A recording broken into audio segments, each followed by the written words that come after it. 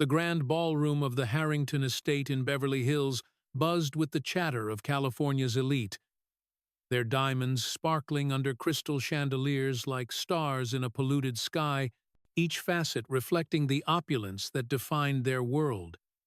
A world where money flowed like wine and status was measured in the subtlety of one's disdain for those below them, and at the heart of it all stood Marcus Harrington, the self-made billionaire whose tech empire dominated Silicon Valley with an iron fist wrapped in silicon dreams, his tailored tuxedo hugging his athletic frame as if it were a second skin, accentuating the sharp features of his face, the perpetual smirk that played on his lips, and the aura of untouchable power that emanated from him like heat from a forge.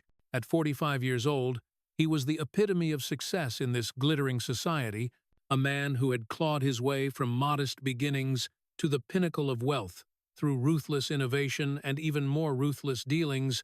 But tonight his amusement stemmed not from closing a multi-billion-dollar merger or outmaneuvering a rival startup, but from a far more personal and petty prank that he had orchestrated with his inner circle of sycophants, a group of venture capitalists, Hollywood influencers, and social climbers who hung on his every word like vines on a trellis. For 3 long years, Elena Rivers had been the invisible force keeping the Harrington mansion spotless and pristine, a 32-year-old black woman with a quiet strength that had been honed from the relentless hardships of life. Hardships that had taught her to endure with grace under pressure, to swallow pride like bitter medicine when the casual disdain of Marcus and his endless parade of guests rained down upon her. She was nothing more than furniture to them, functional and utterly forgettable, a shadow that moved through the halls polishing silverware, scrubbing marble floors that echoed with the laughter of the privileged, dusting heirlooms that whispered tales of old money and inherited arrogance. But Marcus, ever the showman with a cruel streak hidden behind his charismatic facade, had decided to elevate her role for just one night in a twisted game of social experimentation. "Let's invite the help," he'd joked over cigars in his private lounge the week before, the smoke curling around his words like the malice in his intent, surrounded by his buddies who nodded eagerly, their eyes lighting up at the prospect of entertainment at someone else's expense. "Show her what real class looks like. It'll be hilarious to watch her squirm among us, like a fish out of water flopping on the deck of a yacht." And they had all laughed, clinking glasses filled with scotch older than Elena herself, plotting the details with the precision of a boardroom strategy session. The invitation had arrived via a gilded card, slipped into her locker at the end of a grueling shift, the kind of shift where her back ached from bending over endless surfaces and her hands were raw from chemicals that promised shine but delivered only temporary illusions. The card was embossed with gold lettering that screamed exclusivity, and attached was a handwritten note in Marcus's bold script, "Charity Gala. Dress to impress, or at least try. We wouldn't want you to feel out of place, would we?" Elena had stared at it for a long moment in the dim light of the staff quarters, her dark eyes narrowing with a mix of recognition and resolve. She knew the game all too well, had seen it played out in the sidelong glances that dismissed her humanity, the whispered slurs that pretended not to be heard, the way doors were closed just a fraction too soon, or requests barked like commands to a pet. But something deep within her stirred at that moment, a resolve forged in the fires of forgotten pain and buried secrets, a determination that whispered she wouldn't merely attend this farce. No, she would command the room, turn their mockery into a mirror reflecting their own ugliness, and so she had prepared meticulously, drawing from a past she had long kept hidden like a treasure chest buried under layers of necessity and survival. As the evening of the gala unfolded under a canopy of stars that seemed dim compared to the artificial glow inside, guests arrived in a procession of limousines that stretched down the winding driveway like a serpent of luxury, stepping out in gowns that cost more than Elena's annual salary and tuxedos tailored in Milan. They air-kissed with practiced affection that held no warmth, name-dropping celebrities and deals as if reciting a liturgy of importance. Marcus raised a flute of vintage champagne that bubbled with the effervescence of his confidence. To philanthropy, he toasted loudly. his voice carrying over the string quartet playing Vivaldi in the corner, and to surprises that make life interesting, his wife Sophia, a former model with porcelain skin stretched taut over high cheekbones and a heart as cold as the diamonds encircling her neck, giggled beside him, her laughter a tinkling sound that masked the boredom of her existence. "You're wicked, darling. Absolutely wicked. That poor woman won't last 5 minutes in this crowd. She'll be begging to go back to her rags and brooms before the appetizers are served," and Marcus grinned wider, his teeth flashing white under the lights, reveling in the anticipation of the humiliation he had engineered, imagining the viral photos and the stories that would circulate in their exclusive circles for months to come.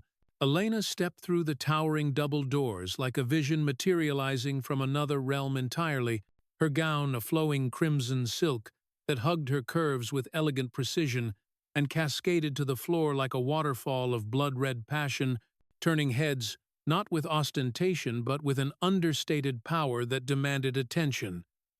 It wasn't rented from some discount boutique or borrowed from a sympathetic friend. No, it was a relic from a life she had buried deep within her soul, a life of promise cut short by betrayal and loss. Her hair, usually tied back in a practical bun to keep it out of the way during her laborious days, now fell in elegant waves that framed her face with a softness that contrasted her steely resolve, her makeup subtle yet enhancing the depth of her eyes and the fullness of her lips. "Who is that?"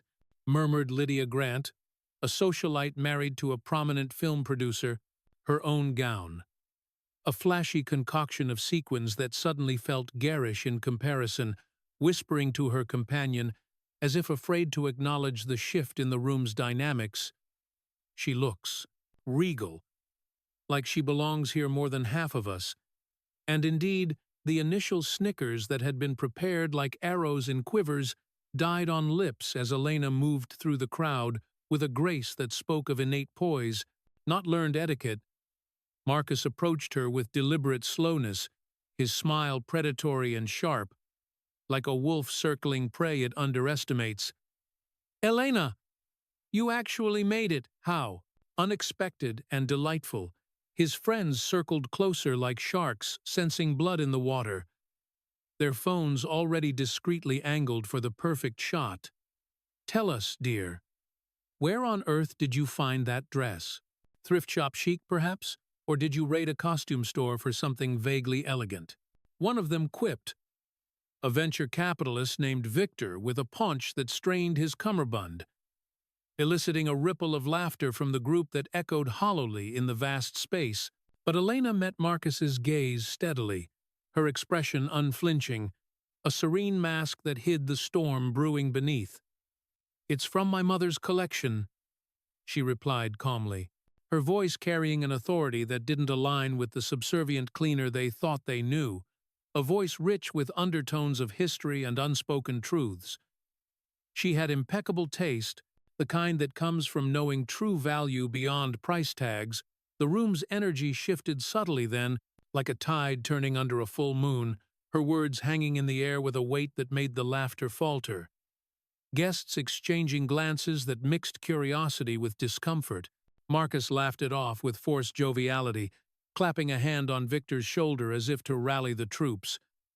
But a flicker of unease crossed his chiseled features, a momentary crack in his armor of arrogance, for he didn't know Elena's full story, the one that began long before she ever wielded a mop in his opulent halls, a story woven with threads of family secrets, lost inheritances, and a burning quest for justice that had led her to this very moment.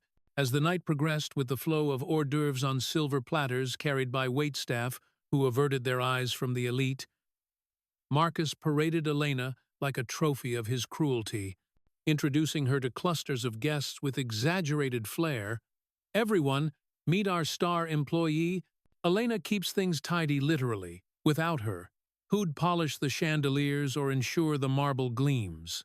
Flashes from cameras lit the room intermittently, captions already forming in the minds of the social media savvy, number charity fail or number awkward gala moment, hashtags that would trend among their insulated bubbles, but Elena didn't flinch under the scrutiny. Instead, She engaged the guests with witty remarks about the art adorning the walls, pieces by modern masters that she critiqued with surprising insight, or the business deals being whispered about, dropping names of tech innovations that drew reluctant admiration from even the most skeptical. "She's not crumbling like we expected," Sophia hissed to Marcus during a brief lull, her manicured nails digging into his arm with frustration. This was supposed to be fun, a light-hearted roast, but she's holding her own. It's unnerving. And Marcus chuckled nervously, downing his champagne in one gulp to mask the growing knot in his stomach, sensing that his carefully laid prank was fizzling out like a defective firework. But unwilling to admit defeat, he doubled down on the mockery, calling out across the room with amplified volume, "Elena, why don't you share a cleaning tip with us all? Enlighten us peasants on how to keep our lives spotless."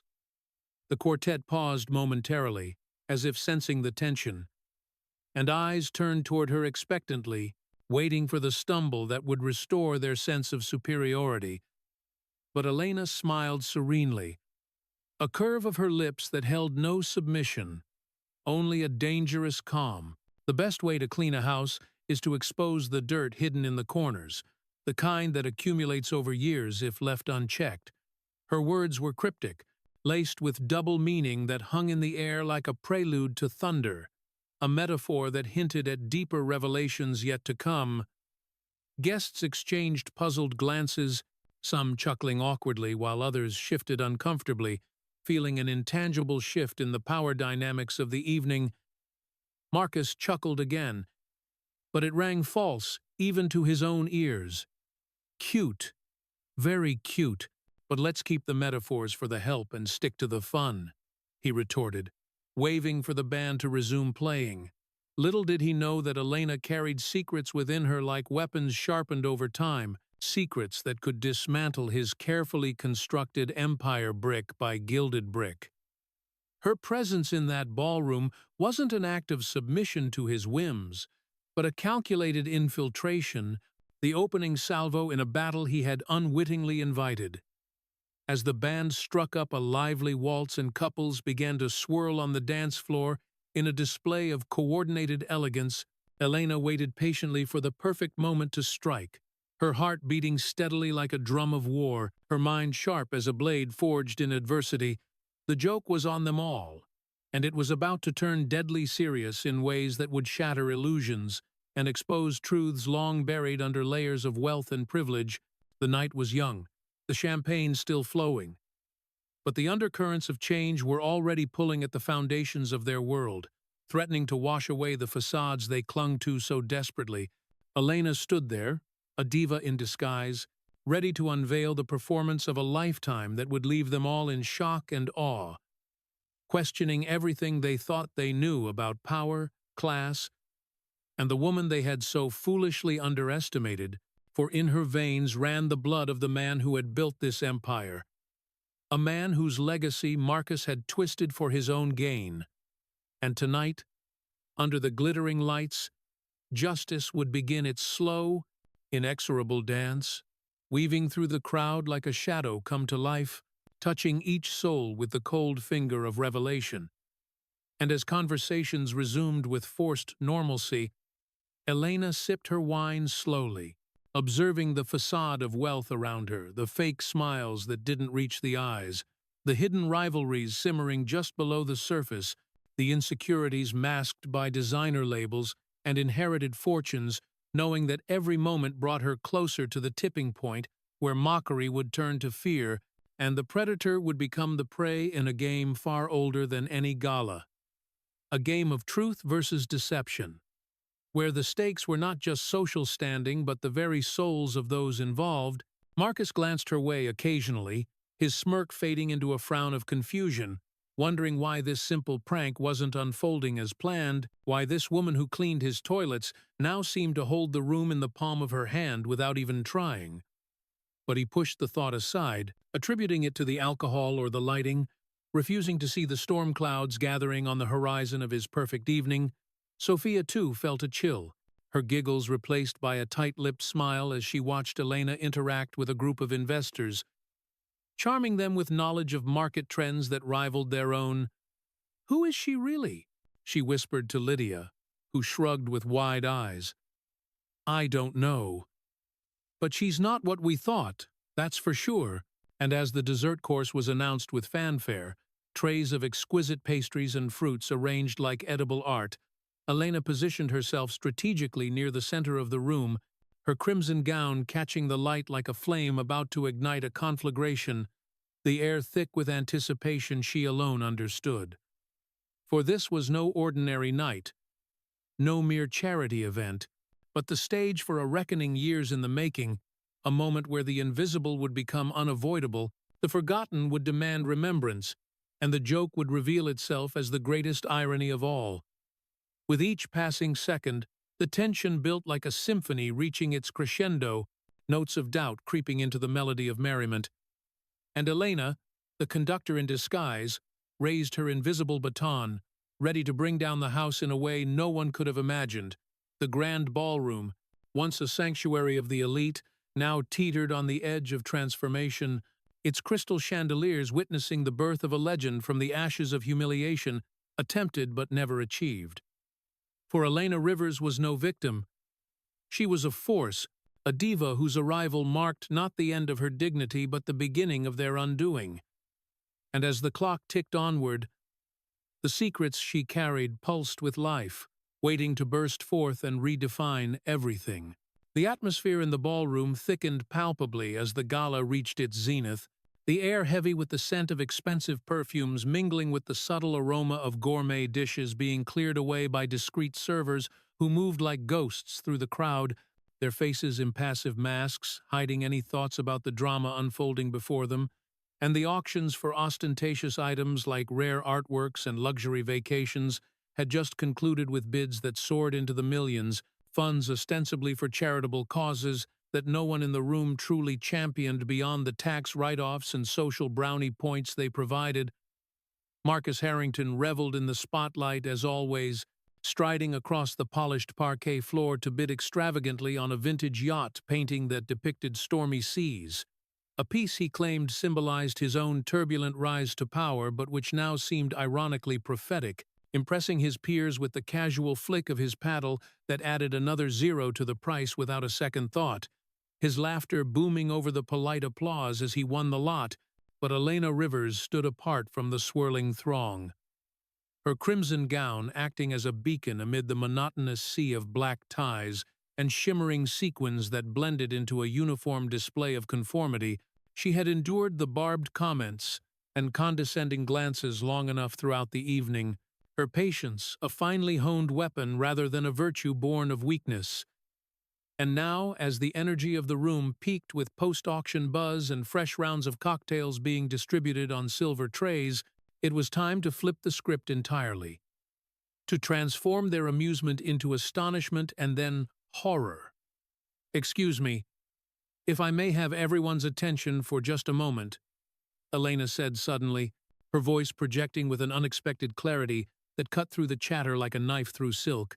Stepping onto the small raised stage where the auctioneer had just vacated his podium, the microphone still live and amplifying her words to every corner of the vast space, the room fell into a hush almost immediately, a collective curiosity overriding the earlier disdain that had colored their interactions with her.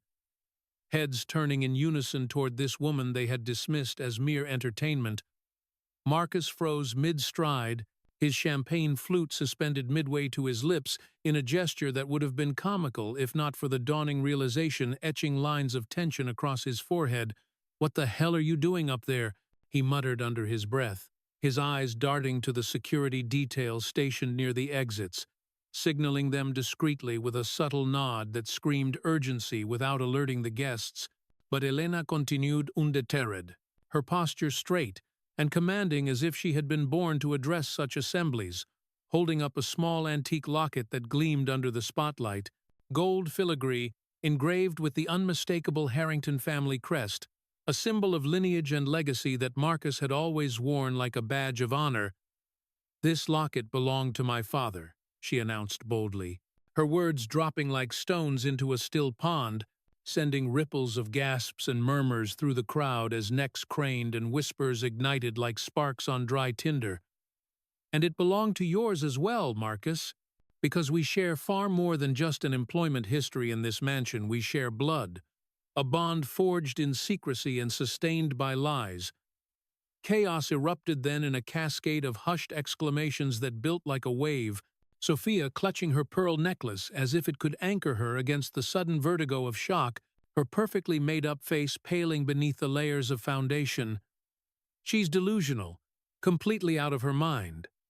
Lydia Grant sneered from her position near the bar, but her tone wavered uncertainly, the conviction in Elena's voice planting seeds of doubt that sprouted rapidly in the fertile soil of gossip-loving minds. Marcus stormed forward with purposeful strides that echoed on the floor, his face a mask of controlled fury as he reached the stage in seconds. "This is absurd, a pathetic attempt at disruption. Security, remove this woman immediately before she embarrasses herself further," he commanded, his voice booming with the authority he was accustomed to wielding unchallenged. But Elena pressed on without missing a beat, her composure unbroken as she opened the locket with a delicate click that seemed amplified in the tense silence, projecting its contents via a hidden wireless device she had smuggled in onto the massive ballroom screen that had earlier displayed auction items, now showing faded photographs of a young Alexander Harrington, Marcus's father and the founder of the tech dynasty, arm in arm with a beautiful black woman whose smile radiated warmth and intelligence, and nestled between them a baby Elena wrapped in a blanket embroidered with the same crest. "Our father, Alexander Harrington, had a secret life far removed from the polished image you all admire," Elena elaborated, her voice steady like a prosecutor's in a high-stakes trial, weaving the narrative with precision. "He fell deeply in love with my mother, a talented artist he met during his early business travels abroad, a woman who captured his heart in ways his arranged marriage never could, and I was the result of that passion, a child he cherished in private, supporting us discreetly to protect his public legacy from scandal. But when he discovered your schemes, Marcus, the ones where you diverted millions from the company funds into offshore accounts to fuel your personal extravagances and bribed regulatory officials to squash competitors who threatened your monopoly, he couldn't risk the exposure that would come with confronting you openly." The room exploded into a cacophony of reactions then, some guests pulling out their phones to record the unfolding spectacle, others backing away as if the revelations were contagious. "Proof. Where's the proof for such wild accusations?" someone shouted from the back, a hedge fund manager known for his skepticism, his voice cutting through the din like a challenge. Elena nodded calmly, her eyes locking onto Marcus's with a piercing intensity that made him flinch involuntarily, gesturing toward the grand entrance where shadows stirred, and in walked three figures purposefully, each carrying the weight of evidence that would tip the scales irrevocably. Rebecca Klein, a renowned forensic accountant, clutching a thick stack of documents bound in leather folders, her glasses perched on her nose reflecting the lights. Dr. Elias Ford, the longtime family physician who looked haunted and aged beyond his years, his hands trembling slightly as he clutched a medical briefcase, and investigative reporter Julian Torres, a microphone in hand, and a camera crew discreetly following, ready to broadcast the truth to the world beyond these walls. Dr. Ford spoke first, stepping forward into the circle of light with a voice that trembled at the edges but gained strength as he proceeded. "I was coerced into altering the autopsy report all those years ago. Alexander didn't die from the heart condition we publicly announced.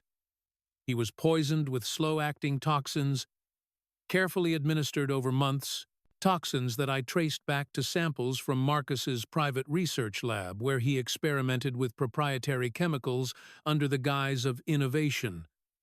The collective intake of breath from the audience was audible, a gasp that sucked the oxygen from the room. Rebecca Klein followed seamlessly, her professional demeanor cutting through the emotional turmoil as she displayed digitized ledgers on the screen via her tablet, graphs and transaction records materializing like damning ghosts. "Here are the financial trails. Millions siphoned through shell companies in the Cayman Islands, hidden in layers of dummy corporations, And this email chain from Marcus's encrypted server threatening board members with ruin if they questioned the discrepancies, dates aligning perfectly with the escalation of Alexander's symptoms, Julian Torres added his layer to the onslaught, his reporter's instincts sharpening his delivery. I've secured audio from multiple anonymous sources within the company, recordings of Marcus boasting about eliminating obstacles to his ascent, and with a tap on his device, a recording played over the ballroom's sound system. Marcus's voice unmistakable and chilling in its casual cruelty. Dad's getting too nosy about the books. Time to handle it permanently, make it look natural. And then the Empire's mine without strings. The impact was immediate and visceral, Marcus lunging toward the podium in a desperate bid to silence the playback, his face contorted in rage and panic. This is a setup. Elaborate extortion scheme orchestrated by this bitter employee. She's fabricating everything for revenge or money. He roared, but his words fell flat as security. Now hesitant and glancing at each other uncertainly, held back. The guests no longer amused but riveted, demanding answers with their stares and murmurs. Sophia confronted him directly for the first time, her voice cracking with betrayal as she stepped closer. Is this true, Marcus? Our entire life, the homes, the yachts, the status built on murder and deceit? Her eyes wide with horror, the facade of their marriage crumbling in real time before an audience that thrived on such spectacles. Elena's gaze met Marcus's again, the intensity burning like a laser through his defenses. You left us penniless after Father's death, Marcus, cutting off the support he had arranged, forcing Mother into despair that led to her early grave, and me into a life of scraping by, eventually landing this job here not by chance but by design, to gather the fragments you thought you'd buried forever. She revealed more then, delving deeper into the web of corruption, pulling out hacked emails projected for all to see, detailing Marcus's involvement in insider trading that manipulated stock prices for personal gain. Environmental cover-ups where his factories polluted communities without consequence through bribed inspectors, and even personal vendettas where he ruined rivals with fabricated scandals leaked to the press, each revelation landing like a blow, methodically dismantling the myth of the self-made hero. The confrontation peaked in a frenzy as Marcus attempted one last desperate gambit to flee the stage, shoving past Rebecca only to find his path blocked by a wall of guests whose alliances had shifted like sand in a storm, their faces a mix of disgust and fascination. You monster! How could you? Lydia spat. Her earlier cruelty toward Elena, forgotten in the tidal wave of scandal that threatened to engulf them all by association, Elena remained the eye of this hurricane, her composure a stark contrast to the chaos she had unleashed, her revelations delivered with the precision of a surgeon's scalpel, each one a calculated incision into the heart of Marcus's empire. The prank that had begun as a light-hearted humiliation had backfired spectacularly. The diva who arrived uninvited in their eyes now standing as the avenger they never saw coming, and as distant sirens began to wail outside the estate, a sound that grew louder like an approaching judgment. Julian having tipped off authorities earlier with preliminary evidence, the ballroom transformed utterly from a den of opulent indulgence into a theater of raw reckoning, where illusions of invincibility shattered against the unyielding force of truth. Elena's storm had arrived in full fury, washing away the pretenses and exposing the rot beneath the glamour, leaving Marcus isolated amid the wreckage of his own making, his empire teetering on collapse, the guests scattering in whispers of self-preservation, and Sophia turning away in tears that smeared her mascara, the night no longer a celebration but a cataclysm that would echo through boardrooms and headlines for years to come. Elena watching it all with a quiet satisfaction, knowing this was only the beginning of justice's long arc, the unveiling complete and the storm raging unchecked, sweeping clean the path for what would follow in the dawn of a new reality.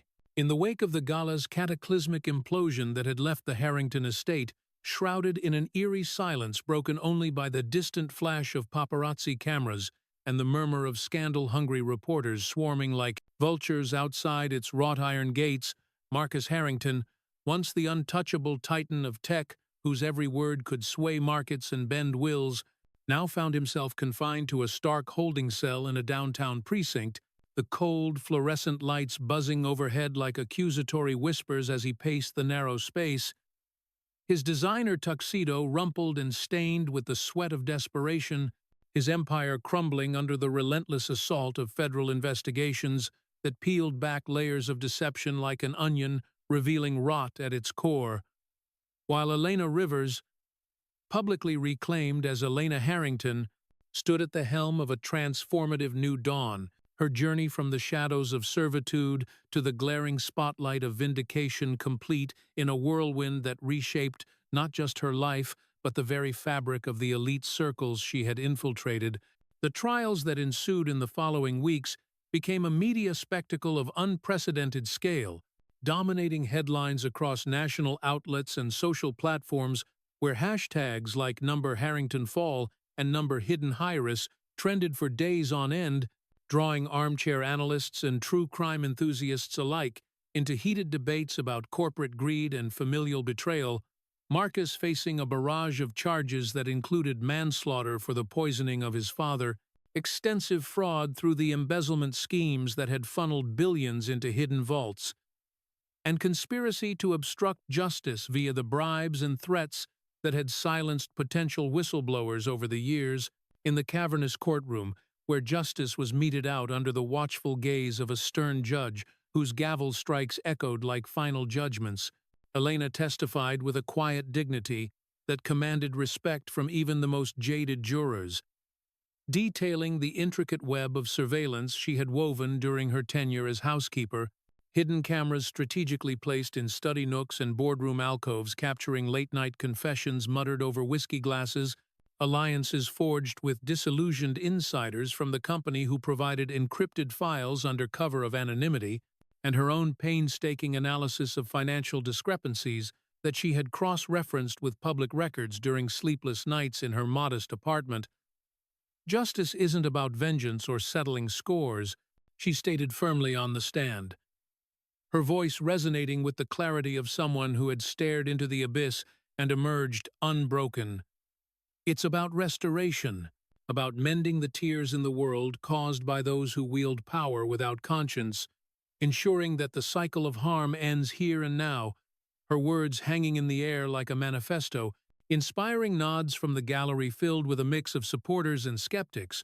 Marcus was ultimately convicted on all counts after a trial that exposed even more skeletons from his closet, including rigged contracts with government agencies and exploitative labor practices in overseas factories that had been glossed over with PR spin, sentenced to decades behind bars in a maximum security facility where his days would be measured in monotonous routines, far removed from the luxury he once took for granted.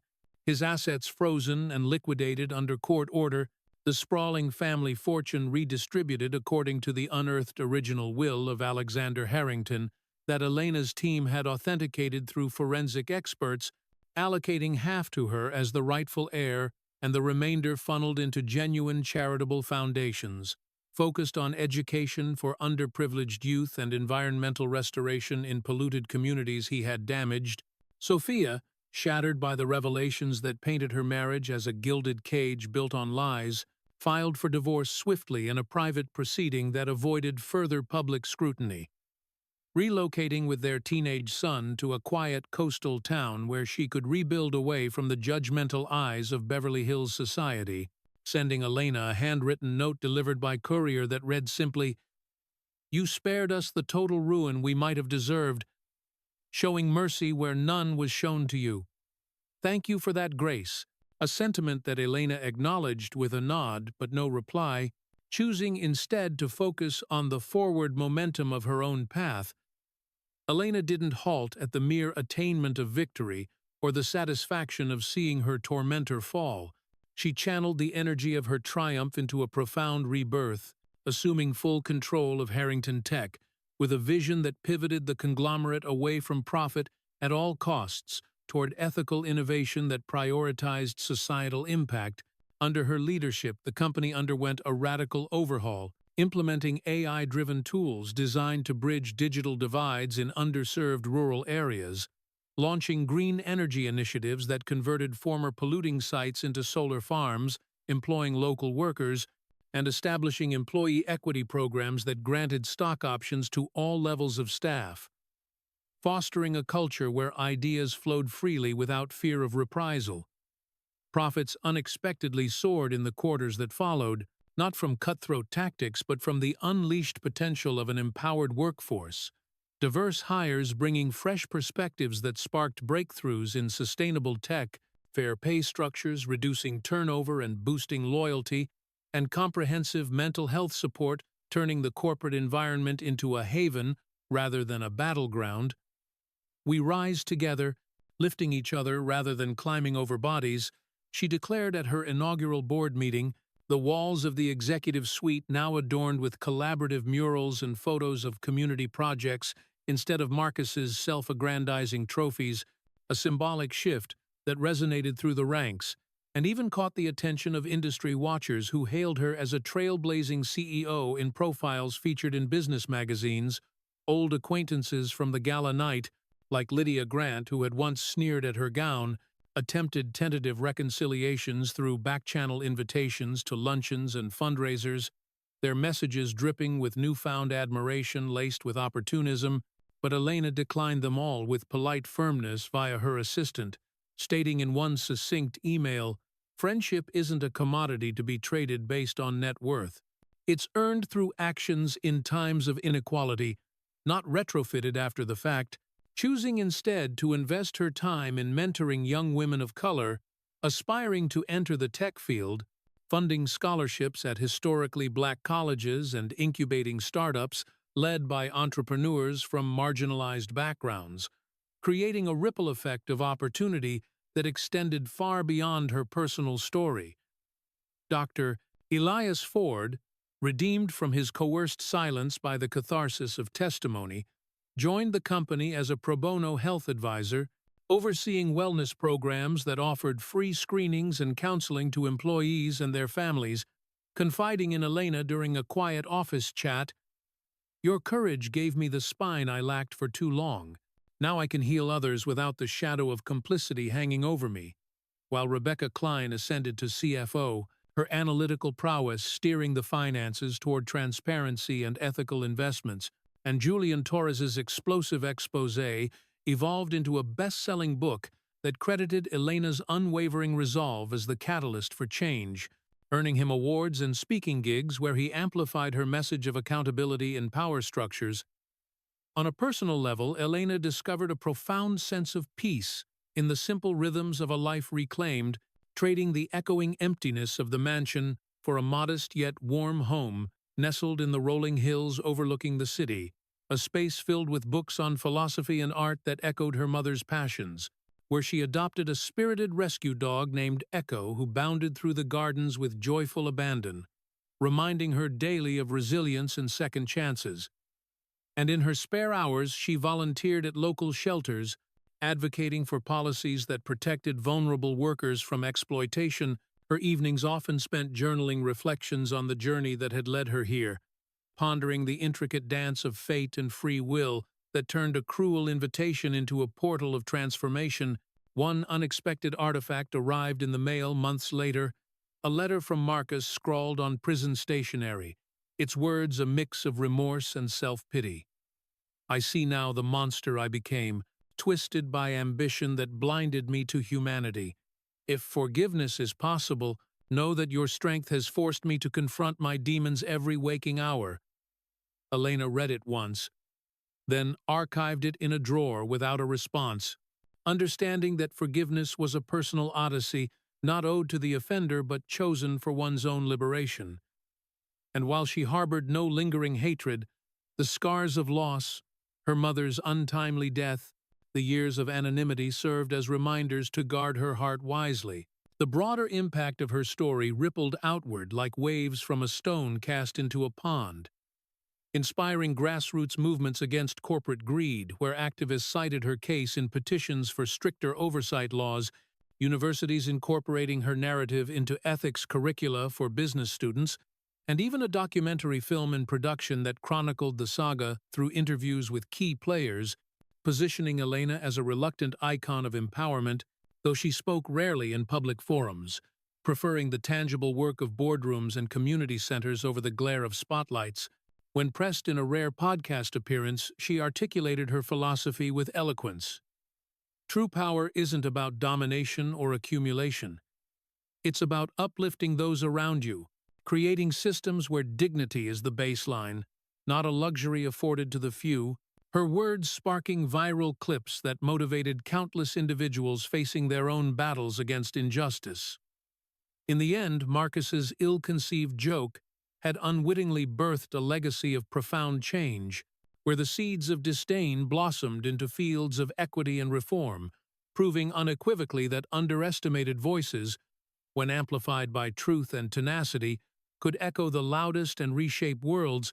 Elena's diva-like entrance that fateful night serving as the spark for a revolution in thought and action, a testament to the enduring triumph of dignity over disdain, integrity over intrigue, and hope over the hollow pursuits of the privileged. As she stood on her balcony one twilight evening watching the sun dip below the horizon in a blaze of colors mirroring her gown, echo at her feet, and the city lights twinkling like possibilities below, Elena felt the full weight of her rebirth, not as a conqueror reveling in spoils, but as a steward of a brighter path forward, where every decision honored the memory of her parents and paved ways for those who would follow, the reckoning complete and the rebirth in full bloom. A narrative arc that closed one chapter of pain while opening infinite volumes of potential, ensuring that the story of Elena Harrington would endure not as a tale of downfall, but as an enduring beacon of what happens when resolve meets opportunity in the unlikeliest of arenas.